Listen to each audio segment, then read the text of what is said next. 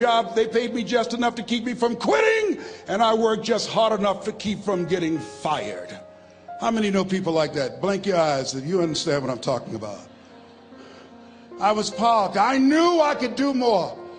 But when my mama died, it took something out of me. When I went through a divorce, it took something out of me. When my best friend died, it took something out of me. I parked. And somebody said that life is like an onion. You have to peel it one layer at a time. And sometimes you cry. Life's going to happen to you when you have a dream. You're going to get slapped around. And don't take it personal. Don't ask, why did this have to happen to me? Why not you? Who would you suggest? You want to give us some names, some email addresses? And don't tell everybody. 80% don't care and 20% glad it's you. It's called life. Suck it up and move on. Get over it.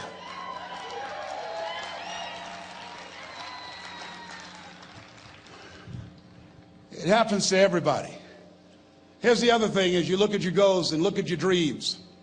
When you're going through some stuff, repeat out to me, please. When things go wrong, don't go with them.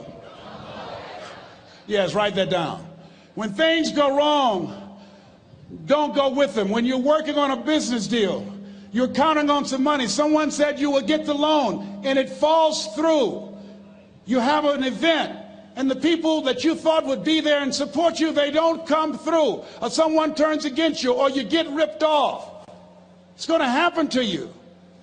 Happened to me. Someone stole all my products, my database, over 180,000 names and addresses. It's not personal. It's going to happen to everybody. It does. 8 out of 10 millionaires have been financially bankrupt. Walt Disney had he filed bankruptcy 7 times and had 2 nervous breakdowns. It's called life. But I got a saying, when life knocks you down, try and land on your back, because if you can look up, you can get up. You've got the power in you to do that. You've got something special. You've got comeback power. Here's the other thing. Let us say together, it's possible. It's necessary. It's me. Yes, write that down. It's me. Take ownership for your life. Nobody can live your dream for you but you. Nobody's going to take care of your business like you. Stop coming up with excuses. Don't give yourself permission to continue to live a small life. You can't fit a big dream into a small life. Give yourself permission to go for it, to test yourself, to challenge yourself, to live full. I like the saying, always strive to get on top in life, because it's the bottom that's overcrowded.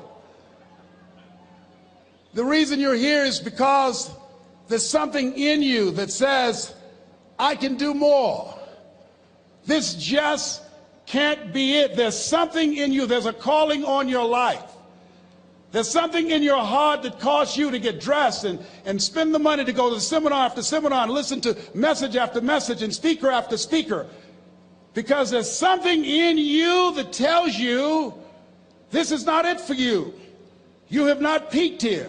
There's more in you that you are expressing. Eye has not seen, ear has not heard, nor has entered the heart of mankind what's in store for you if you challenge yourself, if you persist and persevere, if you take ownership for your life. George Bernard Shaw said the people that make it in this life, they look around for the circumstances that they want, and if they can't find them, they create them. Create what you want. You have the power in you to do more than you can ever begin to imagine, to control your destiny, to make a difference in our children, to make a difference on the planet, to make an impact. Let us say together, it's me. And let us say together, it's hard. Say it like you know it. Say, it's hard. Ladies and gentlemen, it's hard. There are people who have seen their retirements taken away from them by the corporations that they work for. They were within 2 or 3 years of retiring, and they had it taken from them. The number one entrepreneurs in this country now are senior citizens. The number one employer, number two, McDonald's and Walmart. And there's nothing wrong with those jobs. I guarantee you those people did not have a plan to end up living their lives at the end of life with those types of jobs. And they didn't have a plan like you have, and while you're investing in yourself, not to. And it's hard. There are people making choices between purchasing prescription drugs or paying for gas or a mortgage note.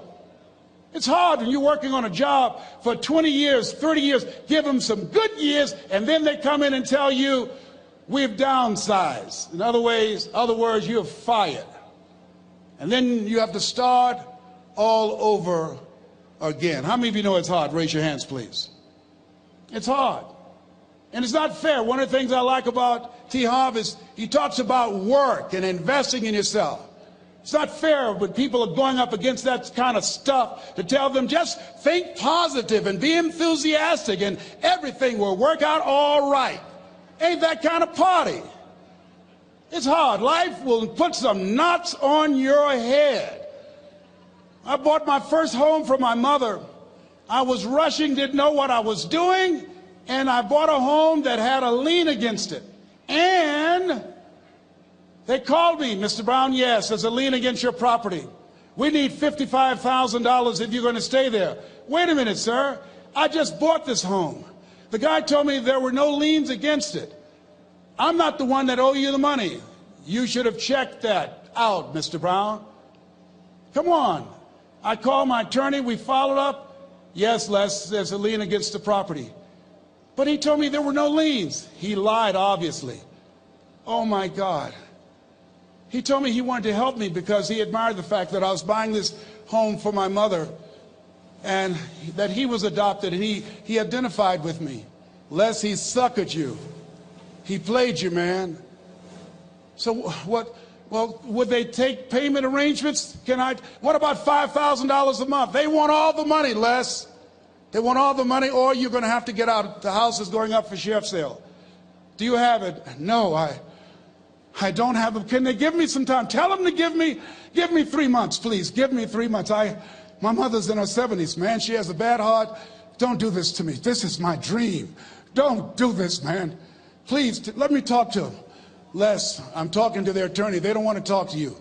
I've got to talk to the attorneys. Do you have the money? No. Will they give me 3 months? No. What about 2 months? No, Les. They want the money in 7 days. Oh, my God. Let me call you back. I'm not sure. And I walked the floors thinking, God, how could this happen to me? I got to figure this out. I got to figure this out. And it seemed like the days are just ticking off. Thursday, I had to call them and let them know. They called me, Les, do you have the money? No, I don't. Friday, you have to leave. The sheriff will be there. You're going to have to leave, Les. They're going to take my house. What about my down payment? You lost it, Les. You lost it. Okay. I got to go. Yes. I prayed, Lord, please, if you show me that you're real, if you're really real, you think Paul worked for you, you haven't seen anything. Don't let me lose this house and watch what I'll do for you. I was trying to cut a deal. Have you ever tried to cut a deal? It's amazing how spiritual you get when you get in trouble. You know what I mean? When I was diagnosed with prostate cancer, I was going to bed with the Bible and the Holy Quran and Science of Mind and Joel Goldsmith, everything I could find. I was praying to Jesus, Yahweh, Melchizedek, everybody. I was calling on everybody. It's amazing. And here I was walking the floor at 3 o'clock in the morning, and I had to go and wake my mother up. I got on my knees and I said, Mama, I need you to wake up. She said, what's wrong, Wesley? I can hear you walking back and forth. I'm not asleep, son. I said, there's something I need to tell you. She said, your eyes are red. Why are your eyes red? Because I feel so stupid now. Why? We got to move tomorrow. Why, Leslie? There's a lien against the property, and They want $55,000 and I don't have it. And we're going to be set out tomorrow. We have to go back to Liberty City. So she said, it's okay. I don't like this house anyhow. I said, why? She said, because of my arthritic knees. It hurts my knees when I go up the steps. I said, and why didn't you tell me? Because you were so happy. I just said it because you were happy. I'll live in a shack with you, boy. I love you. It's not the house. I love you. I love all my children. I said, thank you, Mama. Thank you. And the next day when we were in the truck going back to Liberty City and we pulled down 68th Terrace, the neighbors came out and said, wow, Mamie, y'all coming back? Are you back? Yes. What happened to the home your boy bought for you? Those boys you adopted. Wesley didn't do a title search. He made a mistake. And boy, I was so humiliated. How many ever made a mistake that you were just humiliated? Raise your hands. I was devastated. I was taking the furniture off the truck, and my mother came, and I was crying. And she said, boy, I said, yes, ma'am. She said, hold your head up. I said, Mama, I can't. She said, hold your head up. I said, why? Look what I've done. She said, it's okay. It's okay. You are going to make a lot of mistakes in life, young man. You're going to fail your way to success. You have nothing to be ashamed of. Keep your head up and take that furniture back in the house. I said, yes, ma'am. And I learned something from that. If you ever go through something, hold your head up. If you ever make a mistake, hold your head up. If you ever do something that everything goes wrong, life catch you on the blind side, hold your head up. It's not over. Goethe said, that which does not kill you will make you stronger. Hold your head up. Shake someone's hand on your right and left and say, hold your head up.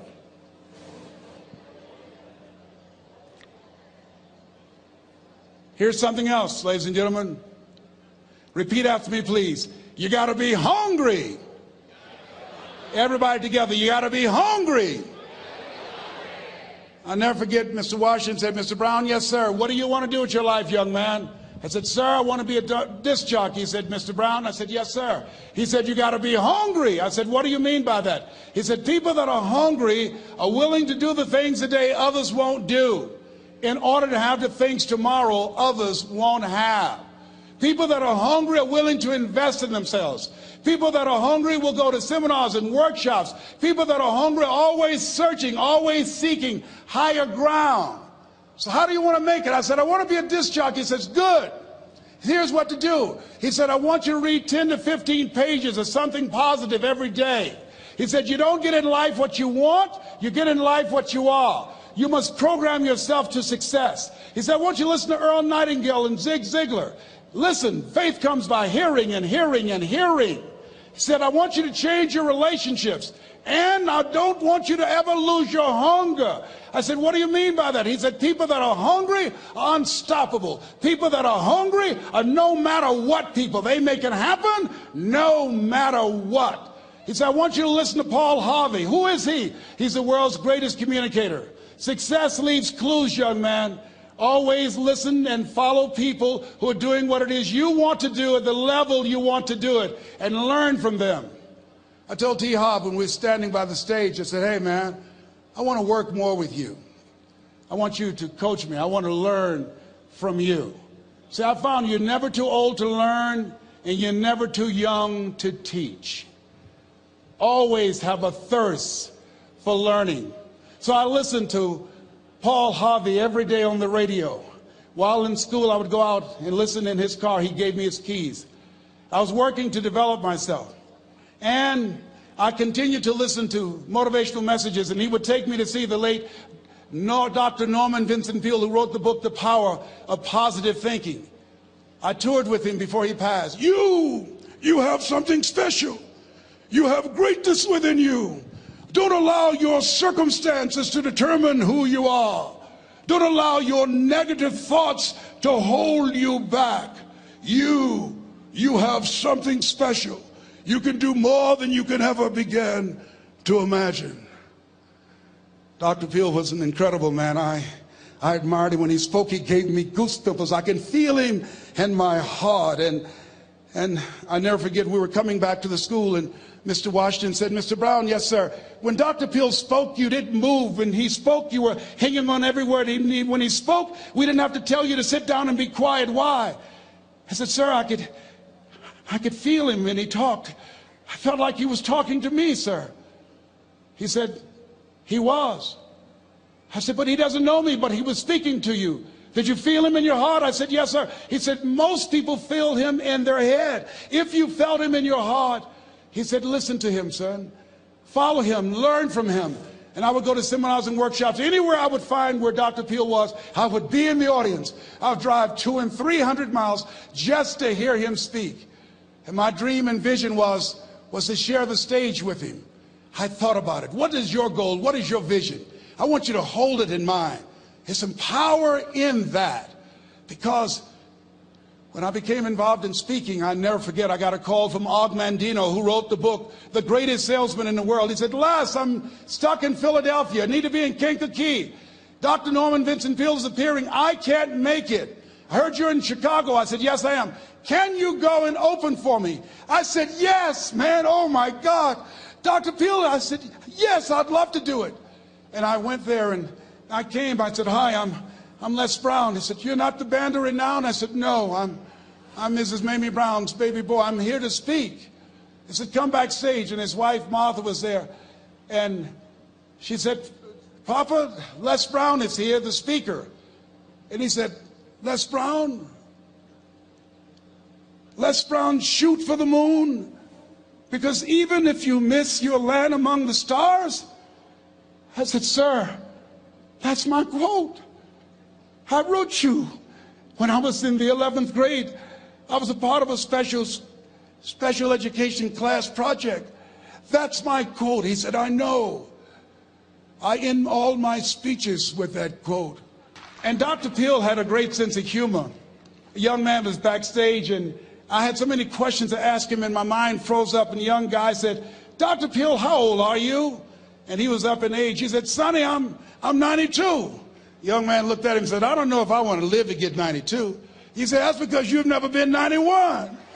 So I did the things that Mr. Washington suggested. I listened to motivational tapes on a regular basis. I would go to seminars and workshops whenever Zig Ziglar and Dr. Dennis Waitley and Jim Rohn would come to town. And I said, sir, what do you want me to do now? He said, Mr. Brown, I've given you everything that I can give you. He said, develop your mind, put your money where your mouth is, continue to learn how to be an effective communicator, because once you open your mouth, you tell the world who you are. And always surround yourself with OQP, only quality people. So I went to apply for a job on Miami Beach, WMBM radio station. Milton Butterball Smith was the program director. Hello, Mr. Butterball. How are you, sir? My name is Les Brown, sir. I'd like to be a disc jockey. He said, young man, you have any journalism in your background? I said, oh, no, sir, I don't. You have any experience in broadcasting? I said, no, sir, but I practice all the time, sir. Let me audition for you, sir. Let me show you how good I am. All I need is a shot, sir. He says, no, we don't have any job for you. How many ever been rejected? Raise your hands, please. I was devastated. I went back and I told Mr. Washington, I said, Mr. Washington, they said no. He said, don't take it personally. Most people are so negative, they have to say no 7 times before they say yes. He said, you got to be hungry. Know your vitamin. Go back again. I said, yes, sir. Hello, Mr. Butterball. How are you, sir? My name is Les Brown, sir. I like to be a disc jockey. Young man, weren't you here yesterday? Yes, sir, I was. Didn't I tell you no yesterday? Yes, sir, you did. Then why are you back today? Well, sir, I didn't know whether or not somebody was laid off or somebody was fired, sir. Nobody was laid off or fired. Now, get on out of here. I came back the next day. Hello, Mr. Butterball. How are you, sir? My name is Les Brown, sir. I like to be a disc jockey. I know what your name is. Weren't you here the last 2 days? Yes, sir, I was. Didn't I tell you no the last 2 days? Yes, sir, you did. Why are you back? Oh, sir, I didn't know whether or not someone got sick or someone died, sir. No one got sick or died. No one was laid off a fire. Now don't you come back here again. I came back the next day talking loud, looking happy like I was seeing him for the first time. I said, hello, Mr. Butterball, how are you? He looked at me with rage. He says, go get me some coffee. I said, yes, sir. My favorite book says the greatest among you will be your servant. How many of you are serious about your goals and dreams? Raise your hands. Very good. Write this down.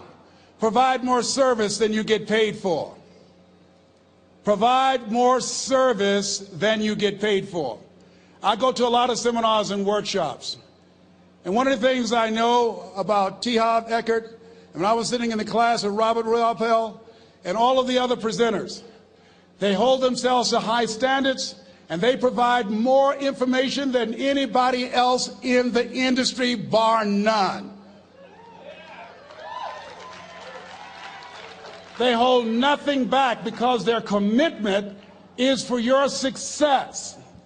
And when you hold yourself to high standards, write this down, impact drives income. That's why you're here.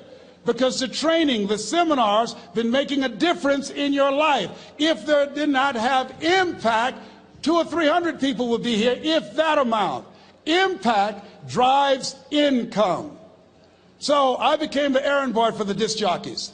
I would go get their lunch and their dinner, and I would bring it to them in the control room, and I'd watch them working the control boards, knowing my time will come. Write this down. I expect to reach my goal. Yes, you want to operate with a spirit of expectation. I expect to reach my goal. So I started preparing for the next position. Never forget one quote that I heard. As you look at your life, you look at your goals and dreams. It's better to be prepared for an opportunity and not have one than to have an opportunity and not be prepared. If you expect to reach your goal, prepare yourself now. And so then pretty soon, the guys at the station, they begin to take a liking to me. Write this down. Build relationships. As you're aware, people deal with people that they know, like, and trust. And so they would say, Leslie, yes, sir. Come here, yes. Come outside. Who did this? Oh, your car? Yes. Who cleaned my car? I did, sir. I would wax their cars on the weekend, inside and out. How much do you charge? Oh, nothing, sir. I just wanted to help out. I was providing more service than I got paid for. I was building relationships. They said, whoa, look here. Donna Ross and the Supremes are coming to town. The Four Tops and the Temptations. Here are my car keys. Pick them up for me. Take them to the Fontainebleau Hotel on Miami Beach. I said, yes, sir. I would drive them all over Miami Beach in their big, long Cadillacs. I didn't have any driver's license, but I was driving like I had some. Then one day, it was a Saturday afternoon, a disc jockey by the name of Rockin' Roger was drinking while he was on the air. It was a Saturday afternoon, and I was the only one there.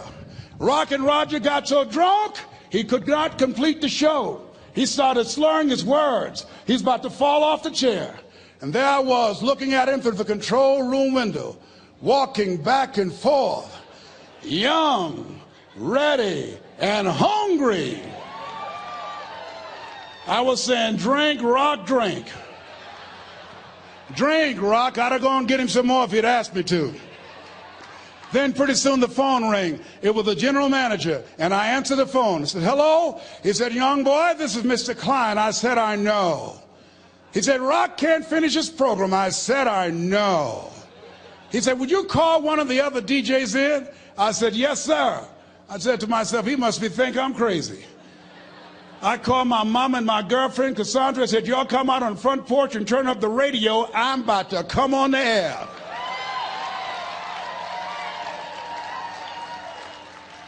I waited for about 20 minutes, and I called him back. I said, Mr. Klein, I can't find nobody.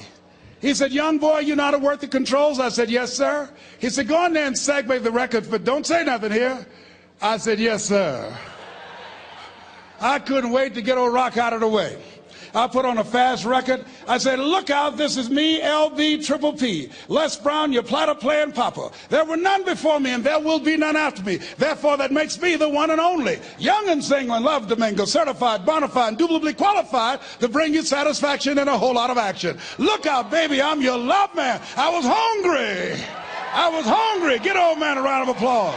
I was hungry. I was hungry. You got to be hungry. Shake someone's hand on your right and left all around you and say, you got to be hungry. You got to be hungry. To get those dreams out of your head and step into your greatness, you got to be hungry. To get those ideas, that talent, that gift out of your system, you got to be hungry. To get up off the canvas of life and understand what Willie Jolly meant, that a setback is a setup for a comeback, you got to be hungry. People that are hungry are willing to do the things today others won't do in order to have the things tomorrow others won't have. How many of you got value out of what you've heard thus far? Raise your hands, please. Very good. I'd like to leave this with you. I don't know what your goals are. I don't know what you want to do. Here's what I know about you. You have greatness within you. Here's what I know about you. I can help you to live full and to die empty. I can show you what I've learned. If anybody told me that I would be doing what I'm doing now, I leave here today, I go to New Orleans and speak there, then I'll be flown to Barcelona. If anybody told me, given my circumstances, born in an abandoned building on a poor section of Miami, Florida, called Liberty City, both my birth parents stood up and said, hello, son, I would not know either one. Being labeled educable mentally retarded, put back from the 5th grade to the 4th grade, failed again when I was in the 8th grade, no college training. Anybody told me the principles that I would teach you, that they would have the impact that it has had on my life. This Les Brown that you see, I did not know he existed.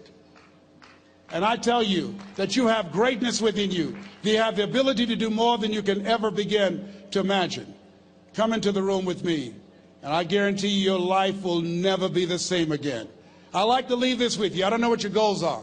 Mine is to find a cure to autism. Mine is to find a cure to breast cancer and to prostate cancer. Mine is to work with our youth and to reduce the recidivism rate in our prisons and help young people learn how to become an asset to our society rather than a liability. Mine is to train speakers to become great communicators, to speak from their heart, not their heads, and teach them how to impact and create a new conversation so people can see the possibilities of life and overcome the possibility blindness that held me hostage for 14 years. I don't know what your goals are, but here's what I know about you, and I don't know you. You've got greatness within you. And I like to leave this with you, something my mother used to love to hear me say. Leslie, yes ma'am, mama, say that thing for me, boy, that makes me feel good. I dedicate this to you, to the greatness in you, and to the dream that you showed up on the planet to produce. And it's simply this: if you want a thing bad enough to go out and fight for it, to work day and night for it, to give up your time, your peace, and your sleep for it. If all that you dream and scheme is about it, and life seems useless and worthless without it, and if you gladly sweat for it and fret for it and plan for it, and lose all your terror of the opposition for it, and if you simply go after that thing that you want with all of your capacity, strength, and sagacity,